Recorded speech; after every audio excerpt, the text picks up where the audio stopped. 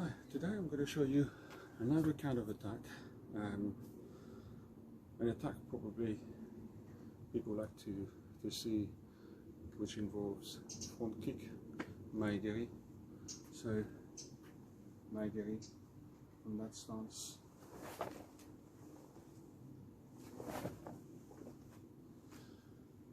There's a possibility. Now, for Tori side, front kick, immediately to me is a step out option, more likely. If you change the entry, it can be done, but you have to be switching quite quickly to the side. Now, if Uke is experienced in doing Mae Geri, you bring the foot back and knees up and back. Now, the essence or the objective for an experienced kicker, it will be to bring the person forward like this. So you get in the kick forward, and as you go down,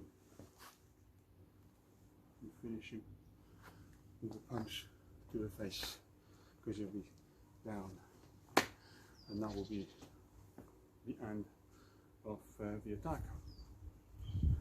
Now, for Tori, when Uke is doing this type of kick, I wouldn't try and grab the leg, because they're doing the snapping kick. That's what I call a snapping kick.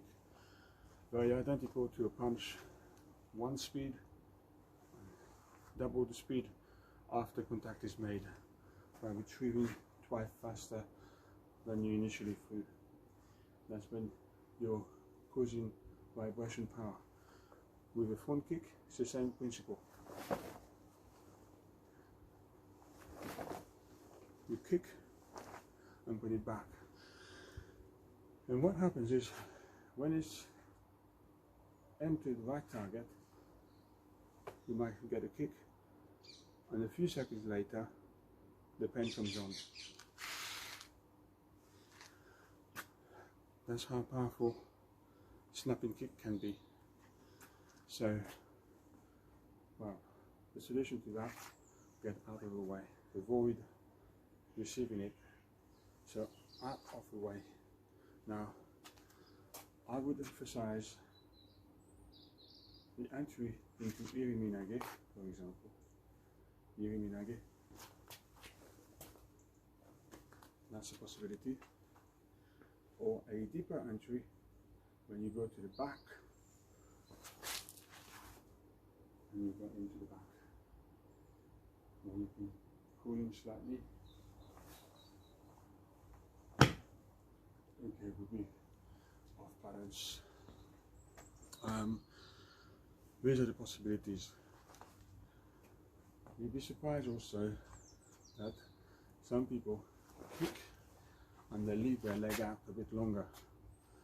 If they leave their leg out longer, so it could be because they're inexperienced kicker and they just kick forward, in which case the grip of the leg can take place.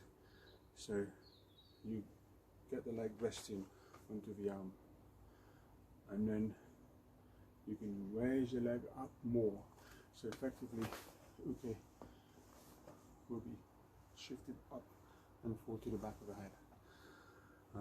That's a possibility. Up, forward.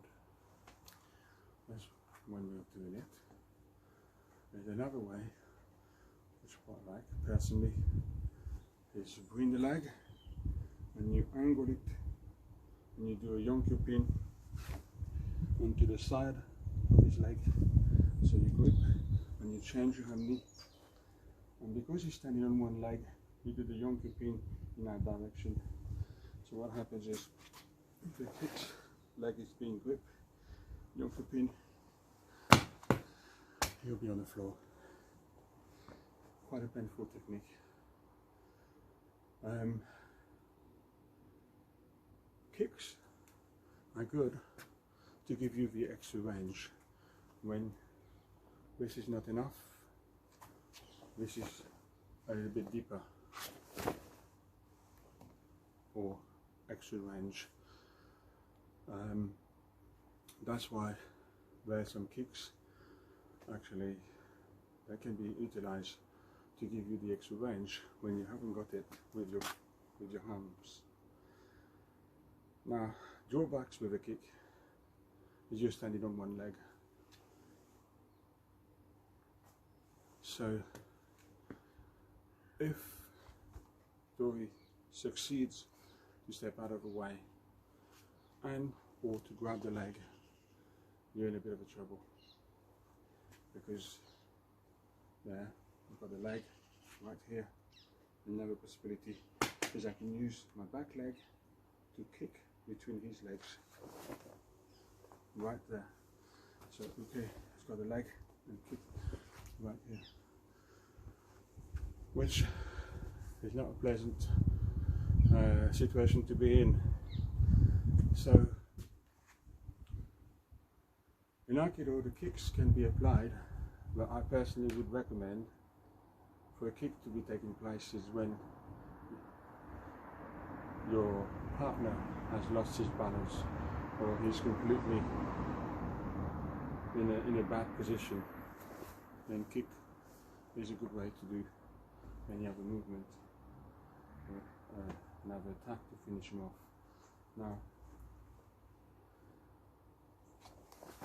kick forward, separate flying. That is the best way to do it. There's another angle, well, not another angle, but another possibility is you grab the leg with the backhand. So we grab the leg first here, but we can also grab the leg with this hand, and that hand is now a good strike, but you can also do Kokyu feeling here. So you have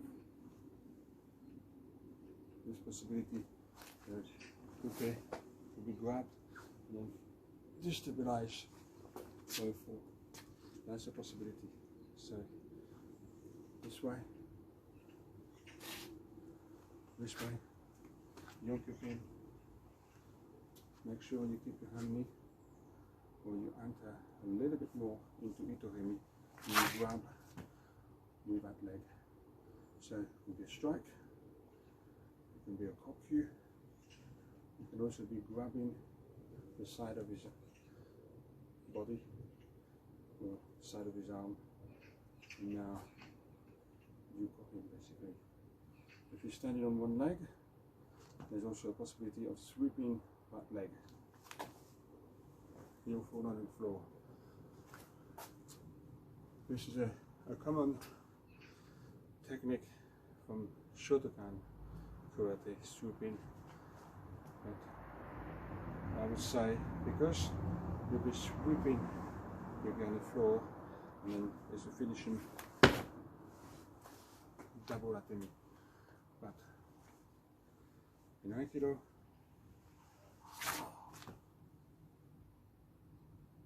I would rather do that. So I'm dealing one against many. These are several possibilities, or like I explained before, anta, or anta, chin, or anta to the back and strike. These are very good ways of dealing with a front kick.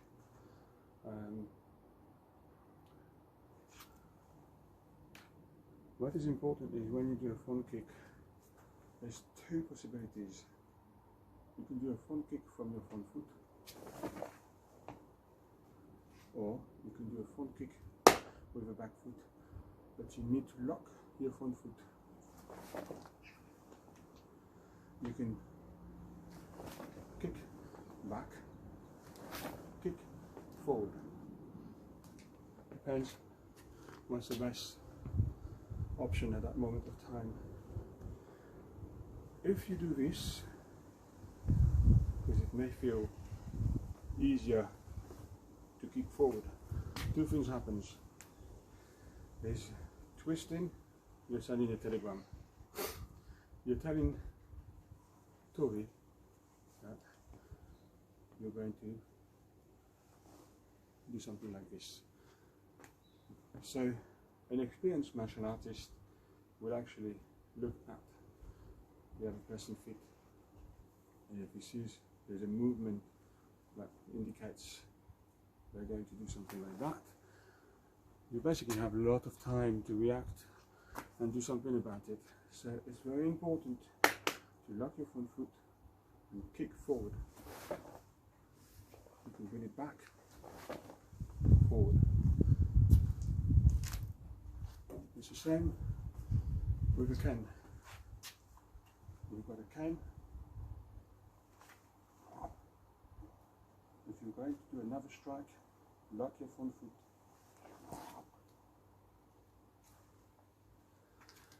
Not correct to do this.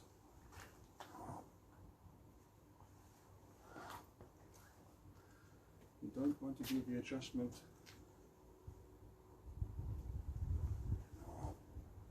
here to do that. That's not right. When you lock that front foot, it forces you to move with your body, with your hips. So put a cut.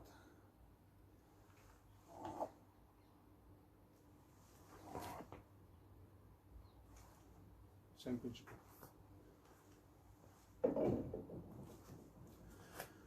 Kick, same principle.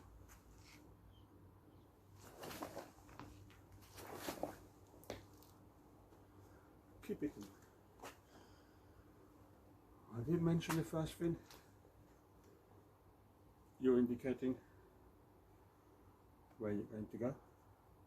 The second thing is you're losing the power from the hips, because it suddenly unlocks and it doesn't have the same snapping power. There, it's locked. Now you've got all the power to twist. You're getting the extra power by locking your front foot. That's what I'm trying to say. So bear that in mind when you practice Aikido. Always keep minimal footwork. It will definitely help your Aikido in all kind of techniques you're doing. Minimize your footwork. Minimize your footwork. Like that.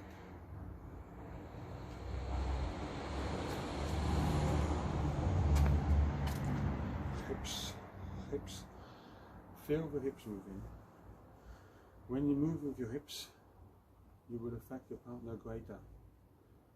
When you move with your feet, the reason you're doing a lot of little steps is because the first step, it wasn't enough to affect him. You realize that, and then now you're emphasizing it a bit more. That's why the little steps happen, if you think about it. If you use your hips more, you affect the person greater, and you realize you don't have to do so many little steps. It's the same principle with your front kick. Leave your front foot.